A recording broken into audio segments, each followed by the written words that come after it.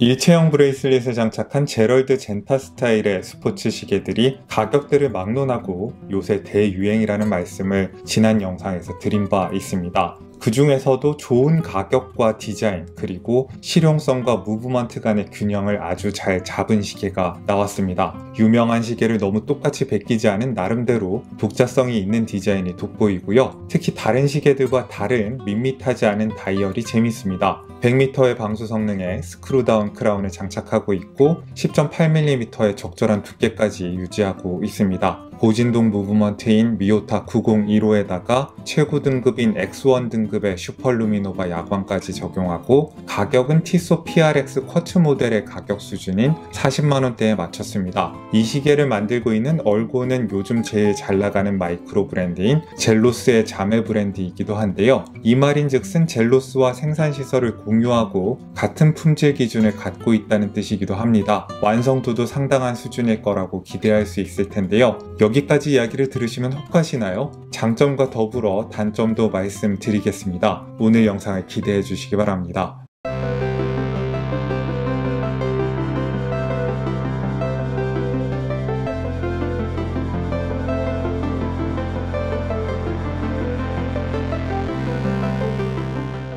얼고는 저희 채널에서 이미 구면인데요. 재작년 여름에 메일스트롬이라는 브론즈 다이버 시계로 여러분들께 인사를 드린 적이 있습니다. 호불호를 크게 타지 않는 디자인에다가 스위스 오토매틱 무브먼트의 브론즈 케이스를 사용하고도 50만원대에 착한 가격을 내세워서 나름대로 엄청난 반응을 얻었던 적이 있습니다. 이번에 얼곤에서 오랜만에 내놓은 어드벤텀이라는 시계는 셀리타에서 미오타 9015로 무브먼트가 살짝 다운그레이드 됐다는 느낌이 들지 몰라도 만듦새나 디자인에 있어서는 이전 모델보다 상당히 성숙해진 느낌입니다. 요새 유행하는 일체형 브레이슬릿의 시계임에도 불구하고 다른 브랜드들과 달리 얼곤다운 상당히 양심적인 가격이 책정이 됐습니다. 얼곤의 홈페이지를 보시면 이 시계의 가격은 359불이 책정이 되어 있는데요. 한국에 들여올 때 관세와 부가세가 정가의 18.8% 정도가 붙을 텐데 그걸 합치더라도 47만원 선이니까 총 예상 지불 비용이 40만원대를 넘어가지 않는 스펙과 스타일에 비해서 꽤 착한 가격의 시계입니다. 그리고 가격 좋은 신생 마이크로 브랜드들이 킥스타터 캠페인을 걸어놓고 반년에서 1년 가까이 제품을 받기 전에 기다리게 하는 경우가 있는데 얼고는 정식 출시 모델이기 때문에 주문 후 2-3주 내에 시계를 받아볼 수 있다는 점도 장점이라고 하겠습니다. 시계 자체에도 상당히 칭찬할 점들이 많은데 비슷한 스타일 시계 중에서는 가격 대비 스펙이나 디자인이 좋다는 말씀은 앞서도 드렸고 일체형 브레이슬릿 스타일을 유지하면서도 원한다면 시계줄을 교체해서 쓸 수 있도록 일반적인 러그의 형태를 갖고 있는 것도 좋은 점이라고 생각이 됩니다. 다만 단점을 꼽자면은 메탈줄이 너무 다이버 시계 스타일이라는 게 아쉬운 점인데 그건 시계줄을 다룰 때 다시 한번 이야기를 하도록 하겠습니다. 어드벤텀의 베젤 지름은 37.9mm이고 용두를 제외한 케이스의 직경은 41mm입니다. 명목상의 러그 트러그는 49.5mm입니다. 100m의 방수 성능을 갖고 있고요. 두께는 10.8mm로 꽤 얇게 잘 나왔습니다. 제 17.8cm의 손목둘레에 맞게 브레이슬릿의 길이를 조정하고 무게를 재면은 171.8g이 나오네요. 시계줄이 교체가 가능은 하고요. 러그의 폭이 20mm로 시계줄 교체에 굉장히 친화적인 러그 폭을 갖고 있습니다. 기본으로 장착된 브레이슬릿에는 퀵 릴리즈 바까지 달려 있어서 쉽게 탈착을 하실 수도 있습니다. 기본 브레이슬릿은 20mm로 너비가 시작해서 24mm로 잠깐 넓어졌다가 다시 20mm로 좁아지는 형태를 하고 있습니다. 15.2cm 손목둘레에 여성이 착용한 모습입니다. 얇고 무겁지 않아서 가는 손목에 큰 부담을 주지 않는 시계입니다. 다소 위아래로 긴 듯한 느낌이 있기 때문에 통상적인 40mm 시계랑 비슷한 느낌이지만은 그보다는 살짝 큰 느낌도 있다는 이야기는 드려야겠습니다. 그래도 손목둘레가 15cm 이상이시라면은 무리라는 느낌을 주지는 않으리라고 생각을 합니다. 17.8cm 손목둘레에 남자가 착용한 모습인데요. 제법 큰 손목에서도 잘 어울리죠. 일체형 브레이슬릿의 스포츠 시계가 다 그렇지만은 케이스가 얇기 때문에 드레스 시계로서의 활용도도 상당히 높아 보입니다. 저라면은 드레스 시계로도 잘 활용할 수 있을 것 같다는 생각이 드네요. 어드벤텀 같은 스틸 스포츠 시계들은 베젤에서부터 케이스는 물론이고 브레이슬릿에 이르기까지 다 스테인리스 스틸로 되어 있으니까 자칫 밋밋해 보일 수 있습니다. 그래서 이걸 방지하기 위해서는 빛을 받았을 때 빛을 다양한 방식으로 머금고 반사할 수 있도록 만드는 게 관건일 텐데요. 어드벤텀은 케이스 곳곳을 각지게 만들고 모서리마다 45도의 빗면을 낸 다음에 여러 방식의 피니쉬를 교차시켜서 이 과제를 효과적으로 수행하고 있습니다. 베젤에는 수직 방향의 인더스트리얼 브러쉬를 넣었고요. 부채꼴 모양으로 들어간 구간마다 폴리시가 되어 있어서 빛을 반짝반짝 잘 반사하도록 만들었습니다. 케이스부의 정면은 수직 방향의 인더스트리얼 브러쉬가 다시 되어 있고요. 모서리는 45도의 빗면으로 만들고 폴리시를 적용을 했습니다. 측면에도 수직 방향의 인더스트리얼 브러쉬를 적용을 했네요.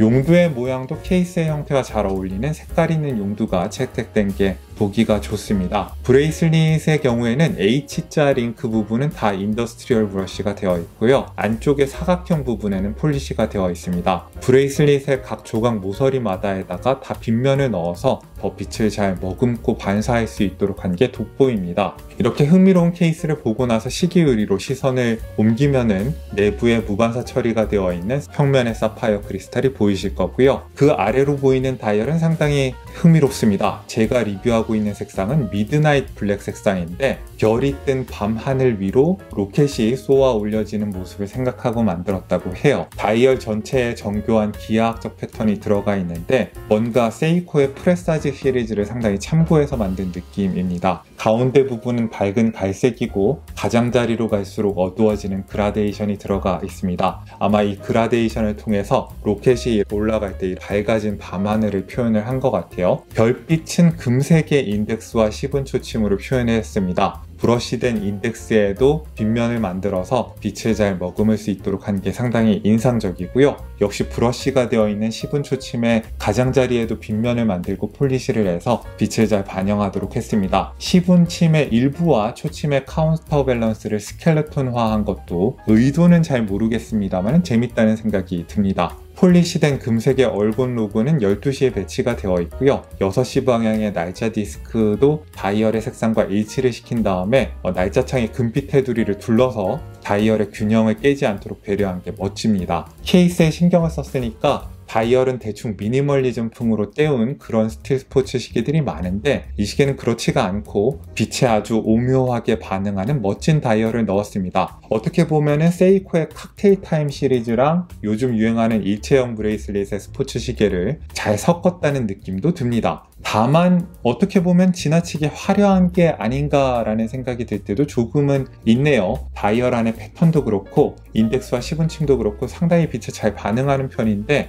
이렇게 번쩍이는 게 너무 부담스럽다 싶으시다면은 좀 겸손한 느낌을 원하신다면은 블리자드라고 해서 흰색 다이얼 모델 같은 경우에는 내부에 패턴 같은 게 안 들어가 있기 때문에 좀 단순한 느낌이 듭니다. 그 모델을 고려해 보시는 걸 추천드립니다. 불을 꺼보시면은 X1 등급의 슈퍼루미노바 C3 도료를 풍족하게 적용한 수준급 야광을 보실 수 있습니다. 젤로스와 마찬가지로 얼곤의 시계도 밝기와 지속력에 있어서는 일본 시계를 위협하는 최고 수준의 야광을 보여줍니다. 하나 아쉽다면은 이번 시계에는 초침의 야광이 빠져 있다는 거 요거 하나가 아쉬운 거고 야광은 뛰어납니다. 시계 엔진으로는 미오타 901호 오토매틱 무브먼트가 사용이 됐습니다. 초당 8회, 시간당 28,800회 진동하는 고진동 무브먼트가 사용이 됐고 마이너스 10초에서 플러스 30초 사이의 1호차 범위를 가지고 있고 파워 리저브는 41시간에서 42시간 정도를 보시면 되겠습니다. 단방향 로터를 채택한 데서 오는 소음과 진동은 단점으로 많이 지적이 됩니다만은 에타 2824-2가 사라진 범용 무브먼트 시장에서 가성비와 안정성으로 꽤 높은 평가를 받고 있는 무브먼트입니다.